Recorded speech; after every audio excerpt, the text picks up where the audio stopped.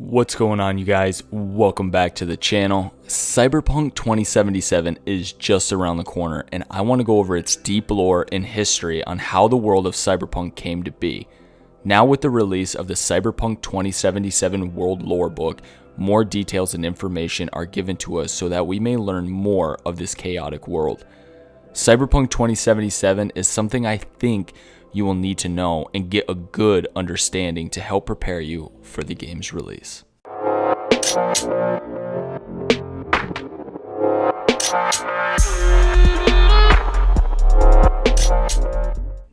The world of Cyberpunk in the year 2077 takes place in a dystopian future filled with technological advancements and ways of life that can almost be hard to believe. The world is dominated by megacorporations that are just as or more powerful than some world governments. World governments are corrupt and seem to care less about its people. They make harsh decisions and honestly can be no better than the corporations themselves. Because of financial difficulties, it divided the nation by class, race, and economics. If that wasn't bad enough already, people are constantly going head to head with new global crisis every year, anywhere from disastrous climate change to war, all while people still have to deal with the lingering remnants or ever-evolving of previous ones.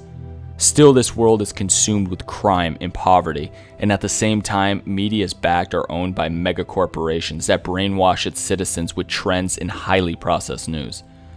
People fall in line and follow these trends because they are uneducated and can be easily manipulated into buying more in a me-first type of view. The notorious Night City was founded in 1994. Before that, the area was just unincorporated suburbs that stretched between San Francisco and Los Angeles. Night City is its own independent city-state in Northern California. It is dangerous and nearly lawless, sort of how in the late 1800s were during the Western frontier era. But even with the dangers of Night City, it is still the best place to profit big. But to further see where and how the world of Cyberpunk and Night City came to be in 2077, we need to go back to the beginning, where the signs of collapse began. There were 4 corporate wars. The years between 1990 and 2016 is where the first 3 of the corporate wars took place. During this time, megacorporations were at the height of their power, some even having more authority over most world governments. Politicians and corporations didn't even bother to hide that they worked even more closely together. This allowed corporations to gain unchecked access to the world's natural resources. But allowing this meant that climate and environmental change would seriously reshape the world as they once knew it. By 1994, the number of homeless on the streets climbed as high as 21 million. 1 out of every 4 Americans, as the middle class was nearly wiped out, leaving only the wealthy and the poor class of unstable, unskilled blue-collar workers. Large megacities were clean and well kept with little to no crime and were controlled by powerful corporations. But towns, local businesses, and farms of the Midwestern states were left behind because of the economic chaos created by these megacorporations and climate change that the corporations brought on, causing droughts and famine. Nomads now became a new American social class that traversed all over the country in search of jobs, safety, and most importantly, water. Megacities were crammed with people. While the rich looked down from their towers, people struggled to survive. The only thing that leveled the playing field was cyberware, weapons, and strong will to beat their corporate foes. Edge runners, cyberpunks, or just plain rebels at the time fought with everything they had against all odds, even to this day. Political tension brewed all over the world, but in the Middle East, a thermonuclear war that has now turned that part of the world into a radioactive wasteland with nothing but fields of glass, which has in turn caused a huge oil crisis. The world market was in shambles because of this and allowed the megacorporations to gain even more power as the world governments faced huge financial catastrophe. The USA then had even more problems when a coup launched by a coalition of government agencies known by the Gang of Four. This ended federal democracy. After that, many of these states declared themselves as free states, breaking free from government control. But not so far forward following these events, the Fourth Corporate War happened. It's also known by another name, the Ocean War. The start of the Fourth Corporate War in 2021 started with two Aquatech agencies, Sino and OTEC, who fought over the remnants of a third corporation, IHA. Both agencies sought out and hired a security agency to help protect their interests. OTEC hired Militech, and Sino responded by hiring Arasaka. They both carried out assassinations of corporate officials. Also, info and stock holdings were stolen by mercenary netrunners that were hired by both sides. But even after Eurobank had successfully negotiated a truce between the two Aquatech agencies, Sino and OTEC, Militech and Arasaka then turned their sights on each other, which is when the real conflict got even worse. These were the two security giants that turned the Ocean War into the second stage of the Fourth Corporate War into what is known today as the Shadow War. The Shadow War consists of covert ops and raids on military and research facilities. Edge runners and all types of mercenaries ran to aid one or the other corporations, but during this stage of war, the net received the worst of it. Netrunners released disastrous demon-class and viral programs. Even now, well after death of its creators, the code left areas of the net dark and dangerous. Militech and Arasaka finally escalated to full-on war by June of 2022, also known as the Hot War. The Hot War flattened cities and left ruins in their wake. Populations of people either killed or were made into refugees. Because of this ongoing war, the global trade was crushed, trade routes were hit, and piracy was worse than ever, being left to anarchy. As the world fought and disputed over physical conflict, the net slowly died. After trying to fight off thousands of viruses from NetWatch, but failing due to the destruction of global servers. Once countries of the world wanted to bring an end to this, they withdrew their support from Militech and Arasaka, which weakened their foothold in some of those countries. They also seized both Militech and Arasaka's headquarters in some countries. A group of unidentified mercs brought down the last American headquarters of Arasaka's towers in Night City. Sources say that alleged Atlantis group that included modern-day legends Rogue, Morgan Blackhand, and Johnny Silverhand were the ones involved, and that some say Militech contracted them and gave the group a pocket nuclear device to take out Arasaka towers. But there wasn't enough evidence to support those claims.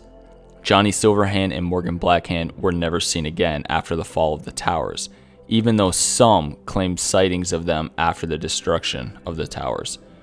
Rogue denied ever having anything to do with the alleged Atlantis group or her participation in the operation. The detonation destroyed much of central Night City and killed over 500,000 people. Another 250,000 died in the aftermath. Finally, near the end of 2023, Arasaka raised the white flag and conceded defeat. Even though Militech won, they too were just as in bad shape from all the fighting. Post-war, years from 2024 to 2035. This is how long it took the world to recover from global war and economic depression, but in the beginning years, it was still filled with anarchy and riots all over the world. President Elizabeth Kress declared martial law in parts of the country that still remained under federal control. President Kress then used the rumors of Militech's involvement in the nuke that had wiped out the towers to control them.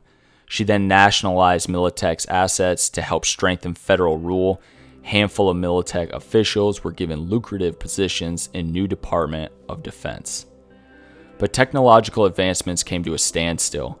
Governments focused on rebuilding their countries, while corporations did not do so well to survive and struggled. Nomads pumped life through the cities and towns by scavenging tech through old battlefields and facilities. Heavily armored convoys allowed them to smuggle goods wherever need be. Night City was rebuilt by its citizens. No help came from President Kress, hoping to bring free state of Northern California to her by letting them struggle, but Northern California refused to surrender its freedom. Within the next 35 years, the world was returning more and more back to normal. Cities were being rebuilt and repopulated, and technology started to appear everywhere again. The old corporations took advantage of this opportunity to regain the public's favor and change the view that they had earned on themselves. The citizens of Night City preferred to see the return of Arasaka, the megacorporation security giant, than to be subjected to federal rule. New smaller corporations started to rise from the aftermath of the Fourth Corporate War. Arasaka, even though they were defeated and shamed, they kept their head held high. Though they struggled and spent most of their assets on war reparations, they were able to bounce back, leading the world in weapon manufacturing and security industries by just a few profitable contracts. From the year 2069 to 2070, a newly elected president, Rosalind Myers, proposed a unification program to unite the new United States federal-controlled areas with the independent free states.